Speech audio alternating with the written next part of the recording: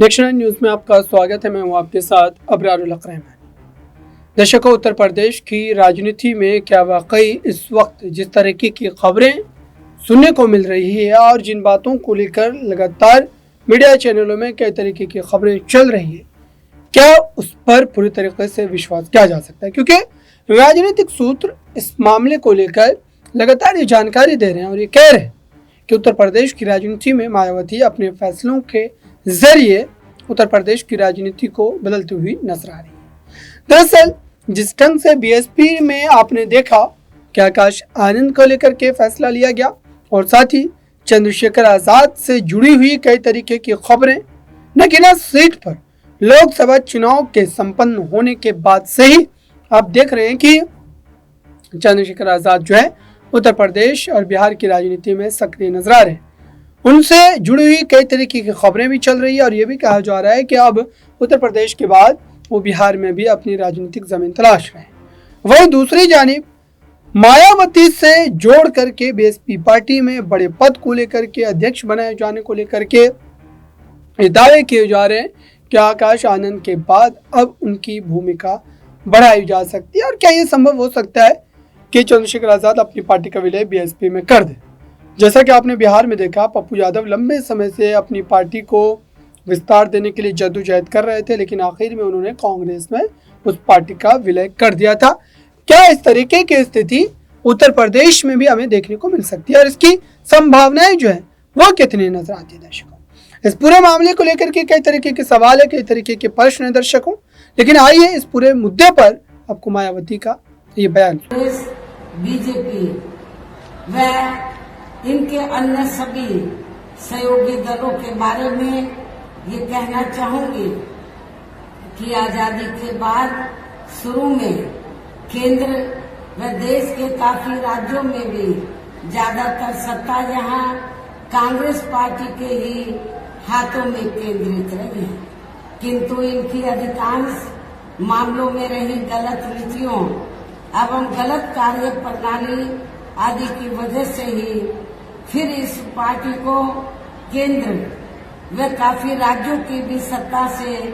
बाहर होना पड़ा है तथा यही स्थिति इनकी सहयोगी पार्टियों की भी बनी रही है, जिसके कारण ही पिछले कुछ वर्षों से भारतीय जनता पार्टी व इनके सहयोगी दल केंद्र एवं काफी राज्यों की भी सत्ता में काबिज हो गए हैं, लेकिन इनकी भी ज्यादातर रही जातिवादी, पूंजीवादी, संकीर्ण, सांप्रदायिक व द्वेषपूर्ण नीतियों एवं कार्य प्रणाली आदि से तथा इनकी कथनी व करनी में भी काफी अंतर होने की वजह से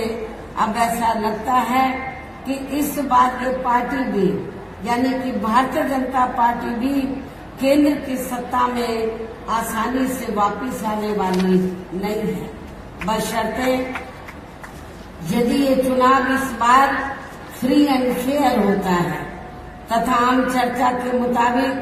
वोटिंग मशीनों में भी कोई गड़बड़ी आदि नहीं की जाती है।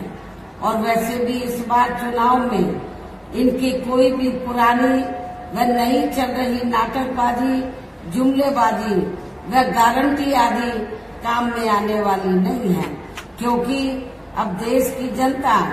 काफी हद तक इस बात को समझ चुकी है कि इनकी पार्टी ने अब तक देश के विशेषकर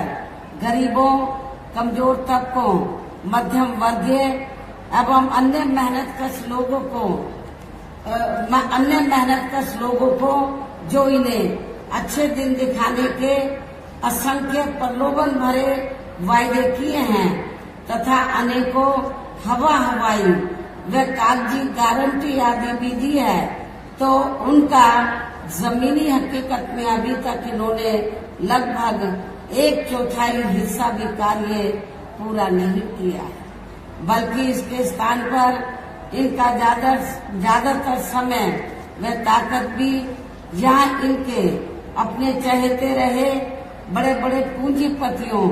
एवं धन्ना सेठों को ही ज्यादा से ज्यादा माला माल व धनवान आदि बनाने में तथा उन्हें हर स्तर पर छूट देने में व बचाने में ही लगी रही है, जिनके अधिकांश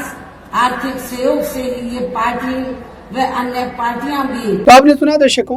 क्या वाकई उत्तर प्रदेश की राजनीति में भारतीय जनता पार्टी के खिलाफ एकजुटता बनाने के लिए, तमाम दलों को एक मंच पर लाने के लिए इस तरीके के फैसलों के साथ आगे बढ़ने का प्रयास किया जाएगा और क्या इसमें उन्हें सफलता भी मिल पाएगी? फिलहाल अगर देखा जाए तो ये भी कहा जा रहा है कि भारतीय जनता पार्टी के खिलाफ इस बार जिस ढंग से आकाश आनंद ने एक नई अजय धार के साथ राजनीति शुरू की थी और जिस तरीके से उन्होंने बयान जारी किए थे, जाहिर सी बात है कि इसको लेकर के सवाल उठने लगे थे, क्या वाकई फिर से एक बार बीएसपी का जनाधार जो है वो बढ़ेगा? बीएसपी के इस जनाधार को लेकर के ये भी बात कही जा रही थी कि अब कहीं ना कहीं उत्तर प्रदेश की राजनीति में इस पूरे मामले को लेकर के सियासी वर्चस्व का जो खेल है वो भी समाप्त होता नजर आएगा। फिलहाल अगर देखा जाए तो भारतीय जनता पार्टी उत्तर प्रदेश में काफी मजबूत स्थिति में,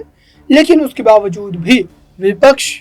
इस तरीके से गठजोड़ कर रहा है। खासकर अगर इंडिया अलायंस की हम बात कर लें दर्शकों, इंडिया अलायंस ने भले ही उत्तर प्रदेश में कई दलों को एक साथ लाने का काम किया हो, लेकिन उसके बावजूद भी एक मुख्य दल को वो अपने साथ लाने में जो है पूरी तरीके से सफल नहीं हो पाए। हालांकि कई सीटों पर इस तरीके की दावे जो सुनने को जरूर मिलते हैं कि मायावती ने उस सीट पर उस तरीके से प्रचार प्रसार नहीं किया, चाहे वो चंद्रशेखर आज़ाद की सीट हो या फिर अन्य कई सीटों की बात करें, और उस तरीके से उसको दिखाया जाता है कि जानबूझ करके उनके द्वारा जो है नर्म रवैया जो है अख्तियार किया जा रहा है। फिलहाल इस बात पर कितना भरोसा किया जा सकता है और क्या वाकई इस बात के पीछे यही थ्योरी है? क्योंकि अभी तक अगर देखा जाए दर्शकों तो आकाश आनंद के जो है उस पद से बर्खास्त किए जाने के बाद अब तक उन्होंने इस तरीके के संकेत नहीं दिए, इस तरीके के बयान नहीं दिए, जिससे साफ तौर पर अंदाजा लगाया जा सके कि चंद्रशेखर आज़ाद के साथ ये गठजोड़ का मामला जो देखने को मिल सकता है। हालांकि मायावती के इस पक्ष को सुनने के बाद ऐसा बिल्कुल लगता दिखाई दे रहा है। देखिए सिर्फ तरह ही बीजेपी ने भी केंद्र के तमाम सरकारी जांच एजेंसियों का ज्यादातर राजनीतिकरण ही कर दिया है। इसके अलावा देश के किसान वर्ग भी वर्तमान बीजेपी की सरकार में शुरू से ही अपनी विभिन्न समस्याओं को लेकर काफी ज्यादा दुखी व परेशान रहे हैं और अभी भी है। जबकि यूपी में 4 बार हमारी पार्टी की रही सरकार ने इनके हितों का भी हर स्तर पर विशेष ध्यान रखा है। इतना ही नहीं बल्कि केंद्र में पूर्व की रही कांग्रेसी सरकार की तरह ही वर्तमान भाजपा सरकार में भी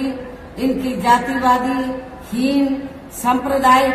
एवं पूंजीवादी सोच व नीतियों के चलते ही पूरे देश में सर्व समाज में से खासकर गरीबों,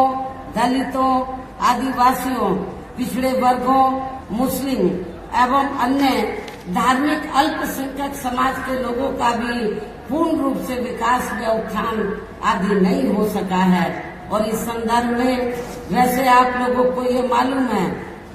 कि पूरे देश में यहाँ दलितों, आदिवासियों एवं अन्य पिछड़े वर्गों का सरकारी नौकरियों में वर्षों से अधूरा पड़ा। आपने सुना दर्शकों, क्या वाकई उत्तर प्रदेश में बड़ा खेला होगा? कई चरणों के मतदान के बाद क्या अब ये स्थिति देखने को हमें मिल सकती है? आपकी क्या राय है? कमेंट बॉक्स में जरूर बताइए। जुड़े रहें नेक्स्ट 9 न्यूज।